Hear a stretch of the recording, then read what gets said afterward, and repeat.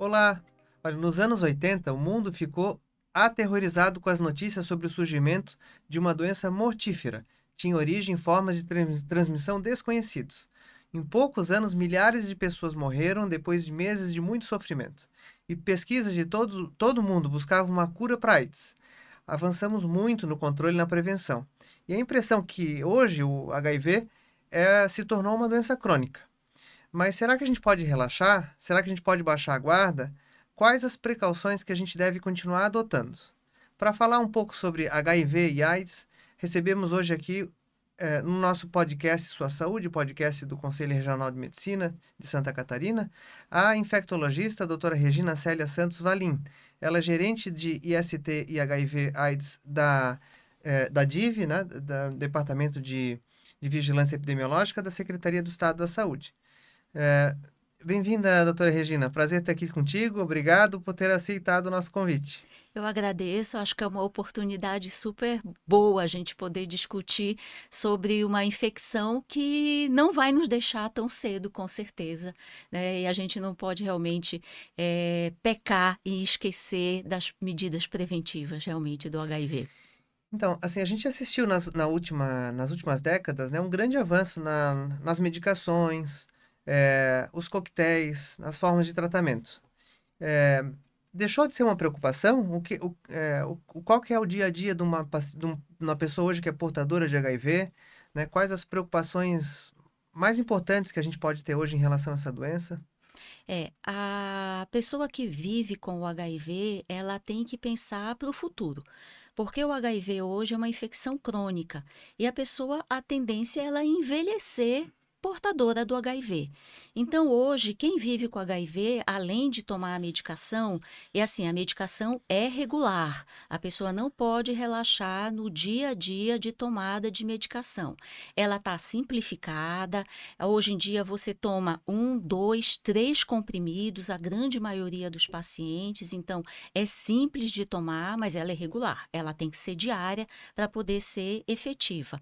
E essa pessoa vai envelhecer com o HIV.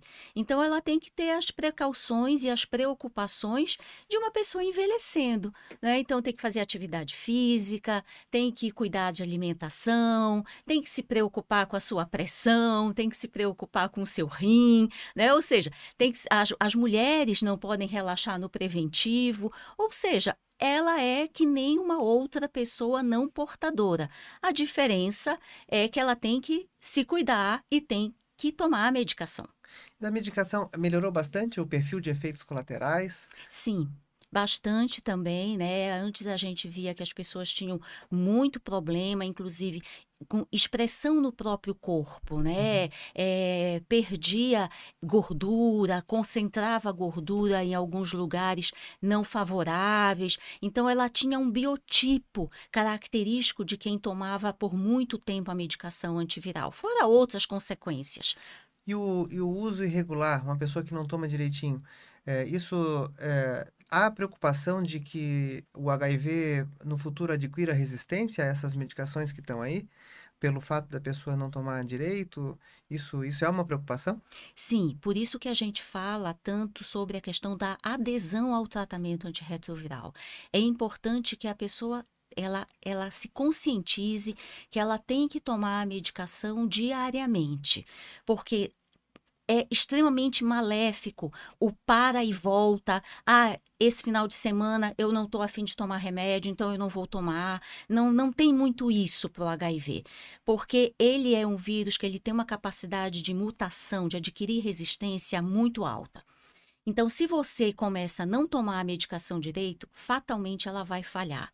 E hoje em dia é aquilo que eu falei, tomar a medicação tá simples. É um comprimido, 2 comprimidos, no máximo 3 comprimidos por dia. Se a pessoa falha, não vai ser mais assim o esquema. Então, os esquemas começam a ficar mais complexos quando a pessoa ela adquire resistência. Então, realmente, assim, o ideal é dar certo na primeira tomada, né? No primeiro esquema. É esse que tem que dar certo, porque esse ela pode levar a vida inteira tomando. E como que anda a prevenção hoje? Porque aparentemente, assim, depois de um controle, né, depois que virou uma doença crônica, a gente fica com a impressão que as pessoas perderam um pouco o medo e perderam, então, um pouco a preocupação em se proteger, né? Quais as formas de proteção? Queria que tu reforçasse isso, as formas que tem para se proteger e a importância disso, né? De usar esses métodos de proteção. A gente não pode esquecer que o HIV é uma infecção sexualmente transmissível. Então, faz parte da mandala de prevenção, que é um artifício que a gente utiliza, onde agregamos várias tecnologias, várias formas de prevenção para aquela pessoa que é portadora do HIV. Então, ela vai desde o diagnóstico, ou seja, as pessoas elas têm que procurar fazer o seu diagnóstico. É importante saber se aquela pessoa ela é portadora do HIV. Então, para isso, a gente tem teste rápido, e os testes rápidos eles estão disponíveis em todas as unidades básicas de saúde. Então, espontaneamente, o indivíduo pode procurar numa UBS fazer o seu teste rápido, saber se é portador. Porque quanto mais precoce eu faço o diagnóstico, melhor. Porque o diagnóstico tardio, essa pessoa ela já está adoecendo. Então, ou muitas vezes ela já está doente. Já vai fazer o diagnóstico no hospital, com uma outra doença para se tratar. Então, isso também não é bom, né? Então, quanto mais precoce o diagnóstico, melhor. Uso do preservativo. O preservativo ainda é um método de barreira super importante, porque ele não protege só o HIV, ele protege outras infecções sexualmente transmissíveis. Hoje em dia, a gente tem a profilaxia pré-exposição. O que é isso? É um medicamento que eu posso fazer para uma pessoa que ela se expõe ao risco de adquirir o HIV, mas ela ainda é negativa para o HIV. E também existe a profilaxia pós-exposição, que é justamente para essa pessoa que teve uma exposição de risco, ela com medicamento, ela vai prevenir uma possível chance de ter adquirido a infecção numa exposição de risco. Então, a pessoa que teve exposição de risco e o aconselhável é que procure médico para fazer essa profilaxia Sim. medicamentosa. Ela é uma profilaxia hoje, ela é difícil? Ela é um mês de tratamento? Como que funciona? Continua 28 dias de tratamento, né? Essa pessoa, quando ela procura uma assistência, ela vai ser testada na hora, vai receber a medicação e vai fazer o seu acompanhamento por 28 dias com a medicação e depois ela vai fazer o seu acompanhamento sorológico por mais um tempo, né? O importante aqui é a questão tempo, tá? Porque ela tem que procurar idealmente nas primeiras 2 horas após a exposição de risco. Ela tem um tempo, até 72 horas, para receber a medicação, mas o quanto mais cedo possível, é melhor. Mas isso eu vejo assim muito sentido num profissional da saúde que teve um trauma por agulha, mas após uma exposição sexual, eu imagino que as pessoas não vão em 2 horas sair né, sair da festa e ir para assistência médica. Então, a ideia é que no dia seguinte percebeu que teve ficou com peso na consciência, vamos dizer assim, Isso. tem tempo de ir no Tem atendimento tempo, médico, tem tá? tempo. Tem até 72 horas. O PrEP, que então é essa tomada antes. Isso é, por exemplo, para um casal que um dos dois do casal é portador. É isso? Uma pessoa portadora que está com carga viral negativa, ela ainda pode transmitir? É recomendável, então, que faça PrEP mesmo numa situação dessa? Assim, o indetectável é intransmissível, né? Esse é um conceito que a gente divulga. Então, quem faz tratamento correto não transmite o HIV por via sexual. Mesmo assim, tem alguns casais soro diferentes que a gente fala, ou seja, um dos parceiros é portador do HIV, o outro não, o outro é negativo, que querem fazer uso por uma questão de segurança a mais. Pode, claro. Tá? Então, eles podem procurar e essa pessoa que é soro negativa, ela pode fazer uso da profilaxia pré-exposição. Tá? Assim como pessoas que eventualmente, né, ou frequentemente estão se expondo, é o perfil ideal para fazer uso dessa profilaxia também, porque tudo é é um combinado, né? É um conjunto de ações que vai fazer com que aquela pessoa não se infecte pelo HIV, porque é uma das formas que a gente está tentando barrar essa pandemia que começou há quase 40 anos e que, infelizmente, a gente ainda não conseguiu impactar, né? O mundo ainda registra casos novos de pessoas portadoras do HIV. Isso eu ia te perguntar, tem muita gente portadora de HIV que não sabe? É relevante isso, o número de pessoas que é portador de HIV e que não sabe que tem? Sim, a gente tem ainda em torno, numa média de próximo de 20% de pessoas que não sabem que são portadoras do HIV. Quer dizer, dentre os portadores, 20% desses portadores não sabem. Não sabem. E seria recomendável, então, fazer teste como um check-up do HIV ou não é recomendável? Ou é para quem teve faz parte da entrevista médica, então saber se a pessoa se expôs a algum risco e fazer o teste? Não, não. Não precisa. O que a gente quer é difundir o exame e deixar o teste do HIV incorporados aos exames de rotina de forma natural, tá? Porque se cria tanto, né? Eu não posso pedir o exame do HIV. Por que não? Porque aquela pessoa, ela tem 65 anos, aquela pessoa tem 70 anos, porque aquela pessoa tem 16 anos e eu não posso pedir?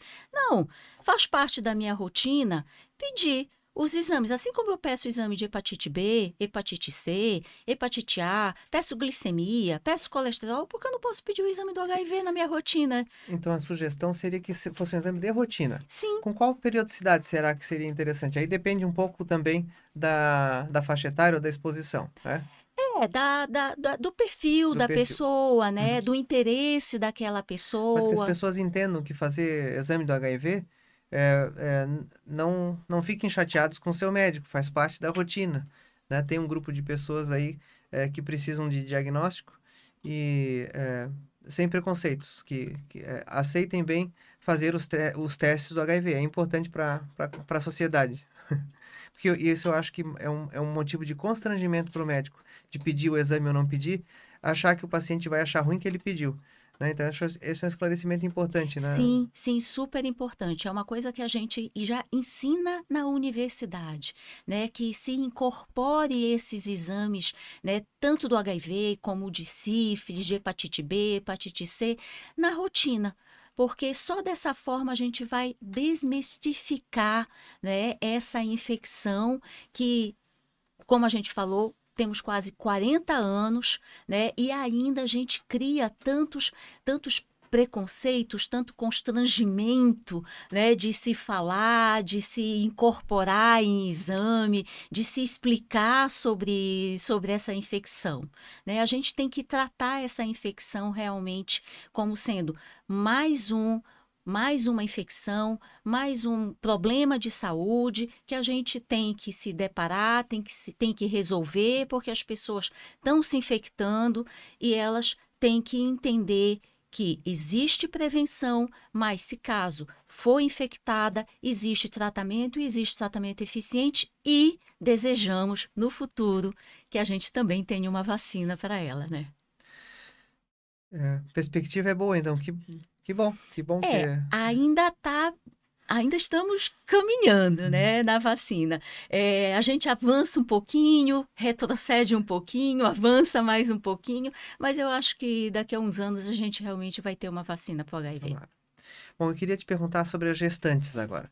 Acho muito importante, né, o período quer dizer, a gente se deparou aí com mulheres né, que tiveram nenês até com sífilis, ou seja, que em princípio coisas que demonstram que o pré-natal não foi bem feito.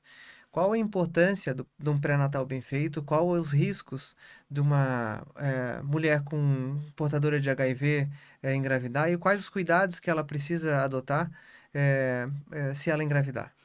A gente recomenda que, pelo menos durante o pré-natal, se faça 2 vezes os exames, né? Tanto do HIV como de sífilis, né? E as outras sorologias também, pelo menos 2 vezes, né? Ou seja, primeiro e terceiro trimestre, e depois, na hora do parto, se repita, né? Porque as maternidades devem ter o teste rápido para ser feito na hora do parto. Então, pelo menos esses 2 momentos no pré-natal e o teste rápido na hora do parto é a recomendação do Ministério da Saúde, na verdade, da OMS.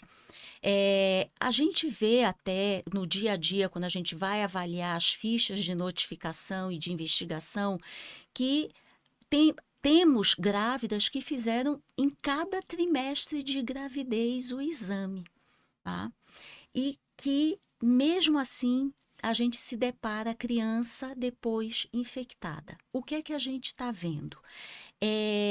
Pré-natal até que bem feito muitas vezes, mas se esquece depois de acompanhar essa mulher depois que ela tem o bebê. E muitas vezes ela se infecta depois, ou naquele período final da gravidez e logo depois que ela tem o bebê. E aí, como ela fez o acompanhamento pré-natal e o pré-natal foi tudo bem, ela está amamentando essa criança. E aí ela faz a infecção aguda pelo HIV nesse período do puerpério e transmite o HIV para a criança. É o período mais crítico de transmissão, né? Esse Então, período da agudo da doença, né? exatamente. Então, a gente tem que ter esse cuidado. A gente não pode abandonar as mulheres no puerpério. A gente não pode abandonar essas mulheres nesse período depois que ela tem o bebê. Até porque ela vai amamentar essa criança. E cada vez mais a gente está incentivando a amamentação e a amamentação por um tempo longo. Então, a gente tem que acompanhar essas mulheres fazendo também o teste nesse período depois que ela ganha a criança. A mulher amamentando tem que fazer os testes Deve sorológicos. continuar fazendo os testes sorológicos. Eu queria aproveitar e te perguntar, né, aproveitar essa conversa contigo, mudando um pouco de assunto, mas focando ainda em ST, da varíola do macaco, porque isso, né, veio como se fosse vir uma nova epidemia, mais uma novidade, né? Já tinha Covid, como se não bastasse, né? A gente está falando aqui de pandemias, de epidemias, e a gente viu por aqui chegar a varíola do macaco, sim. Como que está essa situação? Tu recém falasse, né, da camisinha, da importância da camisinha, que previne também outras doenças. E fala um pouco para nós da varíola do macaco, em que cenário que está, se ainda tem pessoas com risco de se contaminar e quais as prevenções que tem que ter. O Mpox, na verdade, agora a gente não é mais uma situação, né, nem de epidemia, nem de surto, então estabilizou e praticamente a gente não está vendo mais transmissão, né? Ele teve um período de alta transmissibilidade que assustou bastante e agora realmente a gente não está tendo mais casos novos, assim como a gente estava tendo há um tempo atrás. O importante falar que ele não é de transmissão sexual, né? Diferente do HIV, né? Diferente de hepatite B, diferente de sífilis, que é transmitido porque está no esperma, está na secreção vaginal, né? Ele não se encontrou o Mpox aí nesses ambientes, né? Mas ele é por contato íntimo, né? Essa é a forma de transmissão dele. Só que a gente tem vacina, né? E temos vacina no Brasil. E essa vacina, ela veio, né? E veio com uma recomendação, principalmente para o grupo de pessoas portadoras do HIV. Né? Então, esses grupos, eles foram vacinados preventivamente para o Mpox. Né? E estamos aguardando mais vacinas, né, para ele. Mas, de um modo geral, teve uma diminuição importante Bom, de então a número de preocupação casos. diminuiu e um portador de HIV que não se vacinou para o Mpox, fica atento para ver se conversar com seu infectologista, com seu médico de família, para ver se essa Sim, recomendação porque se assim, sustenta. a indicação da vacina preventivamente nesse grupo, ela veio para portadores com CD4 abaixo de 500. Tá? Então, ela veio para um grupo bem específico, mesmo dentro dos portadores de HIV. Perfeito. CD4 e carga viral. Então, isso parece bem técnico, bem específico, mas acho que é importante esclarecer também para as pessoas. O que é isso? O CD4, ele é a nossa célula de defesa, né? A nossa principal célula de defesa, mas também é a célula que o vírus, ele tem o seu sítio de ligação, né? Então, aquele nosso soldadinho de defesa que a gente fala é o foco de ligação do vírus, né? Do vírus HIV no nosso corpo. E é ele que vai sendo consumido pelo vírus, né? Por isso que as pessoas que são portadoras do HIV e que fazem diagnóstico tardiamente, elas manifestam doenças, e doenças de forma grave, né? Que a gente fala, que é a pneumocistose, né? Que é uma infecção fúngica que acomete o pulmão, a meningite por fungo. Então, assim, são doenças muito graves que acometem essas pessoas que têm o seu sistema de defesa muito consumido pela infecção a longo prazo do HIV, que ele vai consumindo isso. E a carga viral nada mais é do que a quantidade de vírus circulante, né? Então, a gente acompanha o tratamento pela carga viral. Então, eu sei que uma pessoa ela está tomando a medicação corretamente quando ela tem a carga viral indetectável. Então, é uma medida é a medida que eu vejo, que eu controlo o Como que está o tratamento, tratamento? Um exatamente, se o tratamento bem tratamento está sendo. feito, carga viral baixa, CD4 Carga alto. viral indetectável. Carga viral indetectável. A gente é bem específico nisso. A Que gente bom. quer carga viral indetectável. Perfeito. Uma mensagem final aí para as pessoas, Regina, que tu queiras reforçar aí do cuidado dessa doença? Eu acho que a gente vai bater sempre na prevenção, né? Então, que as pessoas procurem as unidades básicas de saúde, que façam os testes, não se sintam constrangidos quando o seu médico de família ofereceu o teste do HIV, né? Que é importante, porque quanto mais cedo a pessoa começar o tratamento, expectativa de vida igual ou muito próxima, a gente pode dizer, da população não portadora do HIV. Tá, joia? Excelente falar contigo. Muito obrigado. E esse foi mais um episódio do Sua Saúde, do podcast criado pelo Conselho Regional de Medicina de Santa Catarina para disseminar informação de qualidade sobre saúde. Todas as semanas você pode ver conversas como essa no nosso canal do YouTube do SCC SBT.